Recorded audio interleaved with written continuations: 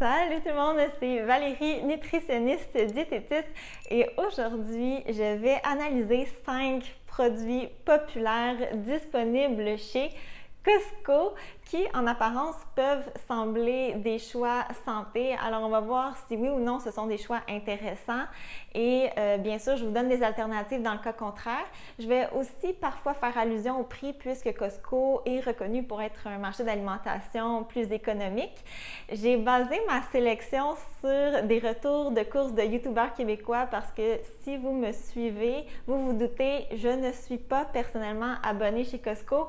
J'ai un peu un amour-haine avec ce magasin-là. J'ai été abonnée 1 an et je n'ai jamais renouvelé.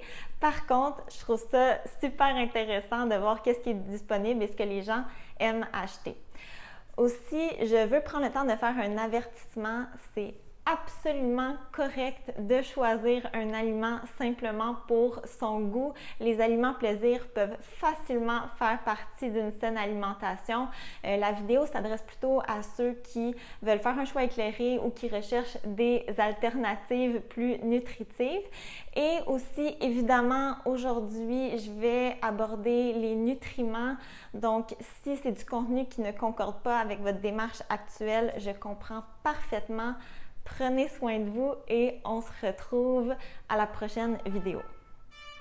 Sinon, pour les autres, on commence dès maintenant avec le premier produit qui fait complètement fureur dans le moment et je parle bien entendu des Heavenly Hunks, désolée de la prononciation. Ce sont des bouchées d'avoine qui se présentent sous différentes saveurs. J'ai vu entre autres gâteau carotte, snickerdoodle, mais brisure de chocolat semble vraiment la variété la plus populaire. C'est celle-ci que je vais analyser. L'entreprise souligne sur l'emballage que c'est un produit sans gluten et vegan qui peut être intéressant pour des groupes précis d'individus, mais autrement, ça donne aucune information sur la qualité de l'aliment. Si vous me suivez depuis un moment, vous le savez, la première chose que je regarde quand il y a le temps d'analyser la qualité nutritionnelle, c'est la liste des ingrédients. Petit rappel, c'est en ordre décroissant, c'est-à-dire que les ingrédients en tête de liste se retrouvent en plus grande quantité dans le produit. J'aime voir dans ce cas-ci que le premier ingrédient, c'est de l'avoine, un grain entier, mais c'est suivi de très près par le chocolat et le sucre. Les bouchées contiennent aussi de l'huile de palme, une huile riche en gras saturé, moins favorable à la santé, vous le savez. D'ailleurs, c'est aussi ce qu'on peut constater dans le tableau de la valeur nutritive, sucre et surtout un profil lipidique moins intéressant. Habituellement, j'aime favoriser les aliments à 2 grammes ou moins de gras saturé et sans gras trans. Aussi, je veux ajouter que sur les tests de goût, la portion me semblait très petite. Vous pouvez me corriger dans la barre de commentaires au besoin, mais j'imagine que c'est très facile d'en manger plus d'un et à ce moment-là, les chiffres peuvent s'additionner très rapidement. Et finalement, côté prix, pour 20 bouchées, vous allez payer 12,99 $. Je trouve personnellement que c'est excessivement cher. Avec ce montant-là, je peux définitivement cuisiner plusieurs collations. Et d'ailleurs, si vous aimez les desserts collations à l'avoine et chocolat, je peux vous proposer une recette de beurre, avoine, citrouille et chocolat, vraiment savoureuse, des ingrédients sains et règle générale peu coûteux et en plus, c'est de saison. J'ai présenté la recette dans une vidéo l'automne dernier et certains d'entre vous l'aviez essayé et beaucoup aimé. Le lien pour la recette détaillée va être en barre de description. Le deuxième produit est également très populaire et c'est les craquelins aux patates douces de RW Garcia. La saveur aux betteraves est également disponible chez Costco. Point positif, les craquelins sont composés en grande partie de maïs entier. Par contre, la présence de patates douces et de graines est beaucoup moins significative et l'huile arrive en deuxième position dans la liste des ingrédients. Les craquelins ont une faible teneur en sodium avec un 55 mg par portion de 30 g. C'est excellent, mais comme on peut s'y attendre, les lipides sont élevés, 8 g. Habituellement, je vise un 3 g ou moins pour la même portion et les fibres pourraient être plus élevées aussi. Par curiosité, j'ai décidé de comparer les valeurs nutritives avec les croustilles de maïs que passa colorées au jus de betterave. Évidemment, le type de cuisson pourrait influencer notre note globale du produit, mais si on regarde strictement les ingrédients et le tableau de valeur nutritive, pour une portion équivalente, on est en présence de deux produits très similaires, même que les croustilles contiennent légèrement moins de lipides et de sodium. Donc, en bout de ligne, c'est des craquelins que je pourrais certainement acheter dans le cadre d'une occasion. C'est festif. Je suis certaine qu'ils sont délicieux. Mais pour une collation ou un repas nutritif de tous les jours, il existe vraiment des meilleures alternatives. Et vous le savez, je suis une adepte de longue date des craquelins Rivita. Liste d'ingrédients et valeurs nutritives impeccables. J'aime beaucoup seigle et sésame. Sinon, la variété muesli est intéressante si vous êtes du type sucré-salé. Waza, c'est une autre marque qui offre des produits comparables.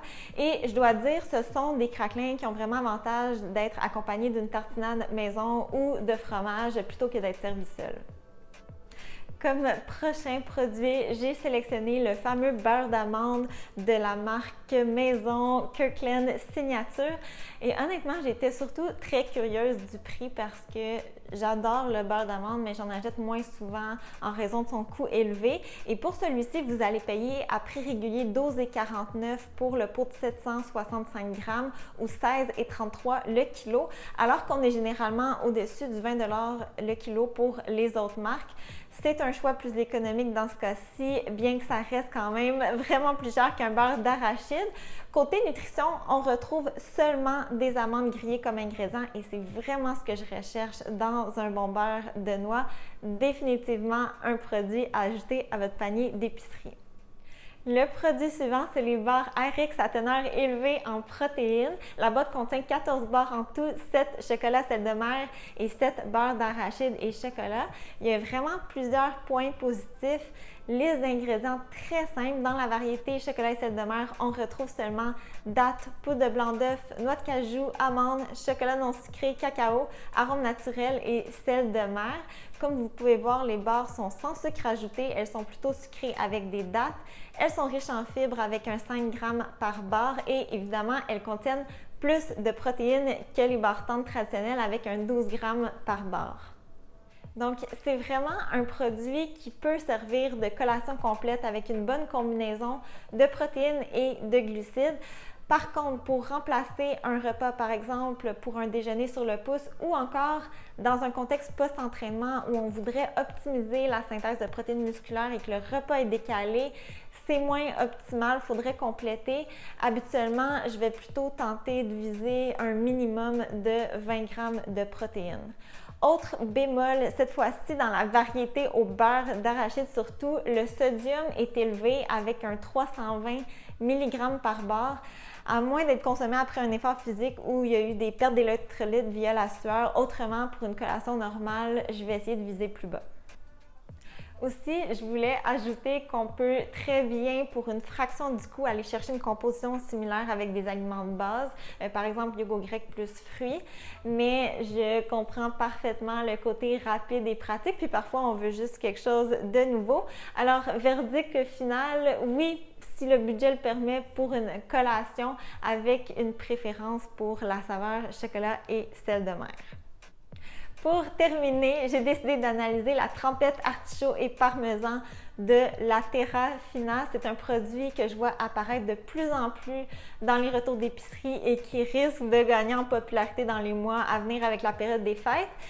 Mis à part quelques additifs, la liste des ingrédients ressemble beaucoup à la recette classique de trempette, artichaut et fromage qui, il faut le dire, à la base intègre quelques aliments transformés, même ultra transformés, comme des artichauts en conserve, fromage à la crème, mayo, fromage. Et déjà, d'après la nature de ces ingrédients-là, on sait que le sodium, les gras et les gras saturés risquent d'être plus élevés. Et effectivement, à la lecture du tableau de valeur nutritive, j'aimerais idéalement voir un produit qui contient moins de gras saturés, idéalement 2 grammes ou moins. Honnêtement, le sodium est moins élevé que je pensais. Il existe définitivement des meilleures options sur le marché, mais c'est loin d'être la pire.